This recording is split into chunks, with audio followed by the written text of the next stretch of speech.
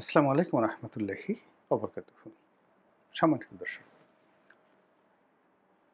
বাংলাদেশ থেকে এই মুহূর্তে দিল্লিতে যিনি আছেন, কেউ বলেন পালিয়ে গেছেন, কেউ বলেন হেলিকপ্টারে করে বা প্লেনে করে তাকে রাজকীয় সম্মান জানিয়ে রয়্যাল স্যালুট দিয়ে তাকে বাংলাদেশ থেকে অত্যন্ত সম্মান মর্যাদা সহকারে দিল্লিতে পৌঁছে দেওয়া হয়েছে।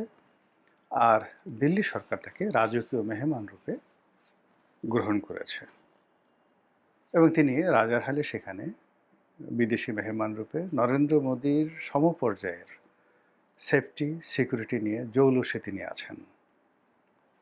বলার চেষ্টা করছেন আমরা কিছুই জানি না। তিনি সেখানে প্রাসাদে থাকেন। সেই প্রাসাদে তার সঙ্গে তার বোন শেখ রেহানা থাকেন। তার সন্তান সন্ততি জয়, পুতুল এবং শেখ রেহানার সন্তান সন্ততি অবাধে সেখানে যাতায়াত করেন।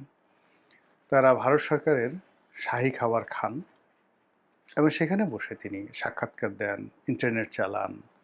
আমরা যারা টক শো করি, আমাদের সেই টক শো দেখেন। সেখানে বসে তিনি বাংলাদেশের তার হাজার হাজার নেতাকর্মীদের সঙ্গে কখনো ইন্ডিভিজুয়াল, কখনো কালেকটিভলি তিনি অংশগ্রহণ করেন ভিডিও কনফারেন্সে, কখনো কখনো অডিও কনফারেন্সে, বেশিরভাগ সময় অডিও কনফারেন্সে। তার দলের যারা নেতাকর্মী রয়েছেন লন্ডন, আমেরিকা, ফিনল্যান্ড থেকে শুরু করে হেলসিঙ্কি থেকে শুরু করে অন্যান্য যেখানে যেখানে আছেন, Europe, America, Australia, Singapore, Canada, যেখানে যেখানে যত নেতাকর্মী আছেন সবার সঙ্গে তার আন্তর্যোগাযোগ আছে। দল বেঁধে সবাই নেত্রীর সঙ্গে দেখা করার জন্য সেখানে আছেন এবং তাদের বক্তব্য অনুযায়ী শেখ হাসিনা মনে করেন বা তাকে মনে করানো হচ্ছে বা এরকম একটা আবহ তৈরি করা হচ্ছে যে you are in rest, not in exile. অনেক পরিশ্রম করেছেন 17 বছরে।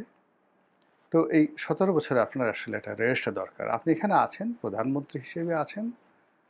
আমরা পথের জঞ্জালগুলো সব ক্লিয়ার করে দিচ্ছি।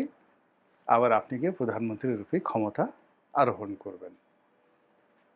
এইভাবে আওয়ামী লীগের যারা অতি চালাক মানুষ, বুদ্ধিমান মানুষ, তারা প্রধানমন্ত্রী, সাবেক প্রধানমন্ত্রী তার সঙ্গে কথা বলার পরে বা দেখা করার পরে এই ধরনের অভিব্যক্তি ব্যক্ত করেছেন যে শেখ হাসিনার যে চিয়ার্স, তার চিয়ার্স মানে তার যে অনুভূতি, আনন্দের অনুভূতি, এটা অতীতের যে কোনো সময় আসছে বেশি। তার স্বাস্থ্য ভালো হয়ে গেছে, কণ্ঠস্বর ভালো হয়ে গেছে, বুদ্ধিও বেড়ে গেছে।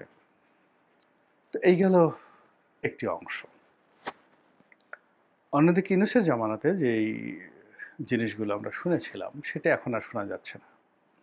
বিচারে ফাঁসি হবে, ফাঁসি হয়েছে, আরও ফাঁসি হবে, তাকে ধরে আনা হবে। নরেন্দ্র মোদীর কোনো ওয়ে নেই শেখ হাসিনাকে বাংলাদেশের কাছে হস্তান্তর করা ছাড়া, অন্য কোনো কিছু করা ছাড়া। তো সেটা যখন ডক্টর ইউনূসের সরকারের পতন হলো, এখন উল্টো হয়ে গেছে পরিস্থিতি যে ডক্টর ইউনূসের বিচার কবে হবে, তার কি ফাঁসি হবে, এই শিশু হত্যার জন্য তার বিরুদ্ধে যে মামলা হবে সেই মামলায় তার কি ফাঁসি রায় হবে, ৩২ নম্বর ভাঙা রায় কি হবে, একটি সরকারকে উচ্ছেদ করার পরিণাম কি হবে, সংবিধান যাকে বলা হয় অবমাননা করা, সংবিধান শুধু অবমাননা না করা, সংবিধান লঙ্ঘন করা, এই কাজগুলো করার ফলে তার কি কি হতে পারে, এই বিষয়গুলো নিয়ে আলোচনা করার ফলে কি হলো, ডক্টর মোহাম্মদ ইউনূস এবং তারা যারা লোকজন রয়েছে সঙ্গত কারণে কেউ আর সুস্থ নেই। তাদের সামনে বড় একটা রাজহাঁসের ডিম আনলে তারা এটাকে টিকটিকি ডিমের মতো দেখে। টিকটিকি ডিম যদি একটা টিকটিকি ডিম তারা দেখে, অবচেতন মনে তারা ওটাকে একটা গোখরা সাপের ডিম মনে করে আতঙ্কে থাকে। এরকম একটা অবস্থা তৈরি হয়েছে। এরপরে নতুন সরকার এলো। নতুন সরকার আসার পরে সবাই যেটা আশা করেছিল যে আওয়ামী লীগের সঙ্গে তাদের একটা সমঝোতা হয়েছে বা হবে, দিল্লির সঙ্গে একটা সমঝোতা হয়েছে বা হবে, কিন্তু সেটা হয়নি। এটা বুমেরাং হয়ে গেছে। শেখ হাসিনা স্বয়ং বলছেন যে আমাদের সঙ্গে বেইমানি করা হয়েছে, আমরা তাদেরকে ভোট দিয়েছি, আমাদের নেতাকর্মীদের হাতে পায়ে ধরা হয়েছিল, এই জন্য আমরা ভোট দিয়েছি এবং এই ভোট পাওয়ার পর এখন বিএনপি আমাদেরকে ভুলে গেছে, আমরা তাদেরকে ছাড়বো না, কড়াই গুন্ডায় প্রতিশোধ আদায় করব, এ সকল কথাবার্তা হচ্ছে। অন্যদিকে পশ্চিমবঙ্গে শুভেন্দু ক্ষমতা আসার পরে পুরো পশ্চিমবঙ্গের সঙ্গে বাংলাদেশের যে সীমান্ত, সেই সীমান্ত রীতিমতো তোলপাড় চলছে। প্রায় প্রতিদিন পতাকা বৈঠক হচ্ছে বিজিবির সঙ্গে, বিএসএফের সঙ্গে। পাল্টা গোলাগুলি হচ্ছে, বেশ কয়েকটা হত্যাকাণ্ড হয়ে গেছে। অনেক জায়গাতে কাঁটাতারের বেড়া দেওয়ার চেষ্টা করা হয়েছে, সেইগুলো বিজেপি এবং বিএসএফ তাদের মধ্যে রীতিমতো হাতাহাতির পর্যায়ে ঘটে গেছে। এবং আমাদের বিজিবি বেশ বীরত্বের সঙ্গে ওদেরকে তুই তুইকারি করে কথাবার্তা বলেছে, এবং সেগুলো আবার আমরা সামাজিক মাধ্যমে ছেড়ে দিয়ে আমরা বলছি যে সাব্বাস, এরকম বিজেপি দরকার। এরই মধ্যে শেখ হাসিনা বাংলাদেশে আসবে, একেবারে টাইম ডেট ঠিক করে বলে দিয়েছেন যে আগামী 6 মাসের মধ্যে তিনি আসবেন। আর তিনি আসার জন্য ইতিমধ্যে ট্রাভেল পাস চেয়েছেন, অর্থাৎ বাংলাদেশের যে দূতাবাস রয়েছে সেই দূতাবাসে ট্রাভেল পাস চেয়েছেন বাংলাদেশে আসার জন্য। এই ধরনের খবর প্রচার করা হচ্ছে। এই হলো অ্যাজ এ হোল। এখন এগুলো নিয়ে আমাদের রাজনীতিতে কি হচ্ছে? বাস্তবতা হলো যে যারা প্রতিপক্ষ শেখ হাসিনা তারা গালাগাল করছে, আসুন আসুন বা আসো আসো, তোমরা তো এইবার কিছু করতে পারিনি, এইবার আসো, ডলা দিয়ে দেবো, তোমাদের জন্য জেলখানা প্রস্তুত, তোমার জন্য ফাঁসির মঞ্চ প্রস্তুত। কেউ কেউ বলছে তুমি আসো, তোমাকে মোটামুটি এয়ারপোর্টের মধ্যেই আমরা একটা, যাকে বলা হয়, ডলা দিয়ে দেবো। ভালো কথা। শেখ হাসিনার পক্ষের যারা লোক তাদের বক্তব্য হলো শেখ হাসিনার অলৌকিক ক্ষমতা রয়েছে। তিনি যখন আসবেন 2 কোটি লোক এয়ারপোর্টে উপস্থিত হবে। এবং তারেক রহমান সাহেব যেভাবে বাংলাদেশে এসেছেন, অথবা শেখ হাসিনা এর আগে যে এসেছেন 1981 সনে, তার চাইতে অন্তত 3 থেকে 4 গুণ লোক বেশি হবে। এই জন্য তারা অনলাইনে প্রচার করছে শেখ হাসিনার দেশে ফেরা 2.0, মানে দ্বিতীয় যে প্রত্যাবর্তন বাংলাদেশে, এটা কবে হবে, কিভাবে হবে, এটা নিয়ে সবাই ব্যাপকভাবে প্রস্তুত। তাদের বক্তব্য হলো শেখ হাসিনা শুধুমাত্র আসবেন, এয়ারপোর্টে পাড়া দেবেন, পাড়া দেওয়ার সঙ্গে সঙ্গে সব কিছু তার নিয়ন্ত্রণে চলে আসবে, আওয়ামী লীগের নিয়ন্ত্রণে চলে আসবে। এবং একই অবস্থা কিন্তু তারেক রহমান সাহেবের ক্ষেত্রেও ঘটেছিল। তারেক রহমান সাহেব দেশে কিছুতেই আসছিলেন না। আমাদের মতো কিছু অর্বাচীন বালক আমরা বলার চেষ্টা করেছিলাম, তারেক রহমান সাহেব যদি আসেন, যমুনার জল বন্ধ হয়ে যাবে, যমুনার ঢেউ বন্ধ হয়ে যাবে, কেউ যমুনার দিকে যাবে না। তারেক রহমান সাহেব যেখানে যান সেখানে মেলা মিলবে, তিনি 300 ফিটে গেলে মেলা মিলবে, তার বাসায় মেলা মিলবে, তার অফিসে মেলা মিলবে। এবং ঘটনা তাই ঘটেছে।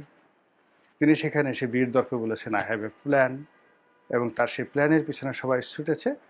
আর সেই দিন থেকে, যেদিন তারেক রহমান সাহেব বাংলাদেশে পা দিয়েছেন, সেখানে সেনাপ্রধানের যেটা কর্তৃত্ব ছিল, এনসিপির যেটা কর্তৃত্ব ছিল, জামাত কিংবা ডক্টর মোহাম্মদ ইউনূসের যে কর্তৃত্ব ছিল, সব শূন্য হয়ে গেছে। সূর্যের যে মহাকর্ষণ শক্তি, সেই মহাকর্ষণ শক্তির কাছে যেভাবে সৌরজগতের অন্যান্য গ্রহ উপগ্রহ নক্ষত্রগুলো সব ভিক্ষুকের মতো ঘুরতে থাকে, এবং তাদের কোনো শক্তি, সূর্যের চারিদিকে ঘোরা ছাড়া তাদের অন্য কোনো শক্তি নাই, তদ্রূপ তারেক রহমান সাহেব যেই মুহূর্তে আসছেন বাংলাদেশে, তাকে কেন্দ্র করে বাকি যে শক্তির বলয়গুলো, তিনি নক্ষত্র রূপে তার আপন বলয়ে ঘুরেছেন। আর তাকে কেন্দ্র করে তিনি এই নির্বাচনের পরে প্রধানমন্ত্রী হওয়ার আগ পর্যন্ত তাকে কেন্দ্র করে সব কিছু করেছে। তিনি প্রধানমন্ত্রী, যেদিন থেকে আসছেন সেদিন থেকে প্রধানমন্ত্রী। তো এই যে তারেক রহমান সাহেবের যে উত্থান, বা তাকে কেন্দ্র করে বাংলাদেশে যা কিছু ঘটেছে, এটাকে অ্যাজ এ প্রিয়াম্বল হিসেবে, কিংবা এটা সংবিধানের ভাষা প্রিয়াম্বল, কিংবা ধরুন এটাকে একটা প্রাইমা ফেসি হিসাবে, এটিকে একটি উদাহরণ হিসেবে, কিংবা এটিকে একটি ফেলাছি, আপনি ভুল যদি ধরেন, ফেলাছি, এই হিসেবেই আওয়ামী লীগের যারা লোকজন তারা বলার চেষ্টা করছেন যে কোথায় তারেক রহমান আর কোথায় শেখ হাসিনা। তার যে ক্ষমতা, তার যে কানেক্টিভিটি, তার যে প্রাজ্ঞতা, তার যে সাহস, তার যে শক্তি, এবং তার পেছনে যে সকল দেশি বিদেশি শক্তি রয়েছে, সেই দেশি বিদেশি শক্তির উপর ভর করে তিনি খালি এয়ারপোর্টে নামতে হবে না, দিল্লি থেকে যেদিন প্লেনে উঠবে এবং ওই প্লেনে তিনি দিল্লি থেকে রওনা করেছেন, সঙ্গে সঙ্গে সেই ছবি ইন্টারনেটে ছড়িয়ে পড়বে। সেই ছবি লাইভ টেলিকাস্ট করবে আল জাজিরা, লাইভ টেলিকাস্ট করবে সিএনএন, লাইভ টেলিকাস্ট করবে ডয়েচ ভ্যালে, থেকে শুরু করে যত বিখ্যাত ইন্টারনেট প্রোটোকল রয়েছে, যত বিখ্যাত গণমাধ্যম রয়েছে, যত স্যাটেলাইট কোম্পানিগুলো রয়েছে, তারা ওই শেখ হাসিনা যেদিন দমদম, কলকাতার দমদম থেকে বা ইন্দিরা গান্ধী আন্তর্জাতিক বিমানবন্দর থেকে, দিল্লি থেকে তিনি বা দিল্লির যে কোনো সামরিক ঘাঁটি থেকে যে প্লেনে করে তিনি আসবেন, ওটা যখন লাইভ টেলিকাস্ট হবে, এই আসছে, এই ১ ঘন্টা আধা ঘন্টার মধ্যে সে এই পর্যায়ে পড়ছে, এখন তার এত ডিগ্রি অক্ষাংশে আছে, এত ডিগ্রি দ্রাঘিমাংশে আসছে, এই মুহূর্তে যে কলকাতায় যেভাবে লাফিয়ে লাফিয়ে বলে না, ময়ূক যারা আছে, ময়ূক রঞ্জন, তারা যেভাবে লাফিয়ে লাফিয়ে বলে এক্ষুনি শেখ হাসিনার প্লেন এই যে চাকা বের করলো, এই যে শেখ হাসিনা দেখুন দেখুন দেখুন, শেখ হাসিনা এখন এই যে তার যে প্লেন বা হেলিকপ্টারের এই জানালা দিয়ে তাকিয়েছে, ওই যে দেখুন দেখা যাচ্ছে সে বাংলাদেশের তাকিয়ে হাসছেন বা তিনি কাঁদছেন, তিনি মোনাজাত করছেন প্লেনের মধ্যে। এখন তিনি বাংলাদেশে নামার আগে তিনি তাহাজ্জুদের নামাজ পড়ছেন, রাত হলে দিন হলে তিনি এখন শুকরানা নামাজ পড়ছেন, এশিকের নামাজ পড়ছেন। এইগুলো শোনার সঙ্গে সঙ্গে কত মানুষের যে ডায়রিয়া হবে, ব্রঙ্কাইটিস হবে, নিউমোনিয়া হবে, কত মানুষ যে সঙ্গে সঙ্গে হার্ট অ্যাটাক হবে, ঢাকার হাসপাতালগুলো ভরে যাবে, কল্পনাই করা যাবে না। এটা আওয়ামী লীগের লোকজন মনে করছে যে শেখ হাসিনার ওইরকম একটা ভাবমূর্তি হয়ে যাবে। এই গেল একটা। ২ নম্বর হলো যে ধরুন নিয়মতান্ত্রিকভাবে এরকম কিছু হলো না, শেখ হাসিনা আসছেন, তাকে এয়ারপোর্ট থেকে গ্রেপ্তার করা হলো, তাকে সেখান থেকে সামরিক বাহিনী ক্যান্টনমেন্টে নিল, ক্যান্টনমেন্ট থেকে সেনা প্রহরায় তাকে কেন্দ্রীয় কারাগারে নেওয়া হলো। এর কারণ হলো ইচ্ছে করলেই তাকে আপনি ডিম মারতে পারবেন না দীপুমণির মতো। ইচ্ছে করলেই আপনি তাকে নিয়ে ওই যে একাগারের সময় যেভাবে টানা হেঁচড়া করেছেন, কিচ্ছু করতে পারবেন না। এখন তার উপর যে ফোকাস, তার যে ইন্টারন্যাশনাল যে প্রেশার গ্রুপ তার সঙ্গে আছে, এবং ভারতের মতো রাষ্ট্র তাকে যেভাবে প্রোটেকশন দিচ্ছে, আপনি তার পশমের ধারে কাছে যেতে পারবেন না। তাকে শাস্তি দিতে হলো প্রোটোকল অনুযায়ী, শাস্তি দিতে হলো আইন অনুযায়ী তাকে দিতে হবে, এবং এটা শেখ হাসিনা চাচ্ছে। এখন সেই যে শেখ হাসিনা যদি সেটা চায়, তাহলে সেভাবে যদি তিনি দেশে আসেন, জেলখানাতে যান, এটা সামাল দেওয়ার ক্ষমতা কি সরকারের আছে, বাংলাদেশের আছে? এই গেল দ্বিতীয় যে বিষয়। সরকারের যারা লোকজন তারাও বলার চেষ্টা করছেন যে যেখানে আইভির একের পর এক জামিন হচ্ছে, তারপরে তাকে ছাড়ছে না, সরকার কি দুর্বল নাকি? সরকার আগের যে কোনো সময় চেয়ে শক্তিশালী, কাজে কিসের শেখ হাসিনা আসুক না, এবার আমরা দেখিয়ে দেব। তো এই যে শেখ হাসিনাকে কেন্দ্র করে আওয়ামী লীগের যারা লোকজন রয়েছে, তারা রীতিমতো একেবারে সবচেয়ে তাদের যে উৎসব মুখর যে সময়টি, সেই সময়টিতে তারা যেভাবে উদ্বেলিত করে কারো বিয়ে, কারো মুসলমানি, কারো আকিকা, মানে হোয়াট এভার মেবি, কারো ঈদ, এরকমভাবে যে যেভাবে যার জীবনের শ্রেষ্ঠতম আনন্দময় সময় তারা কাটায়। এখন এই যে শেখ হাসিনার আগমনকে কেন্দ্র করে আওয়ামী লীগের প্রায় ৬ কোটি মানুষ এভাবে একটা স্বপ্নের সাগরে ভাসছে। যারা দুর্বল লোক, দুর্বল চিত্তের লোক, আওয়ামী লীগের হোক কিংবা আওয়ামী লীগের বাইরের হোক, তারা কাঁপছে, থলথল করে কাঁপছে, এবং কাঁপানোর লোকের সংখ্যা বেশি। আমাদের দেশে সাহসী লোক খুব অল্প, বেশিরভাগ মানুষই ভীরু। এদের যে কোনো একটা সমস্যা হলে নাভির গোড়ায় চিন চিন চিন চিন করে। এদের অনেকের অন্ডকোষ পেটের মধ্যে চলে যায়। এদের অনেকের ১ মাসের কোষ্ঠকাঠিন্য মুহূর্তের মধ্যে ডায়রিয়া হয়ে যায়। এদের হার্ট অ্যাটাক হয়। এরা অনেক সময় ফ্যাল ফ্যাল করে তাকিয়ে থাকে ভয়ে পড়ে, মুখ রক্তশূন্য হয়ে যায়, এবং এরা কানে শোনে না। এমন বিপদ আসে, সেই বিপদের সময় তারা কানেও শোনে না। এদের সংখ্যা সব দলে বেশি। এই লোকগুলো ভয় পাচ্ছে। সেখানে যদি আসে, তাহলে আমাদেরকে কি মরিচ ডলা দেবে, নাকি ওই যে পাটাপুতের মধ্যে ফেলে যেভাবে বাটে ওইভাবে আমাদের বাটবে, নাকি হামান দিস্তের মধ্যে ফেলে পান যেভাবে ছ্যাঁচে ওইভাবে কি আমাদের ছ্যাঁচবে?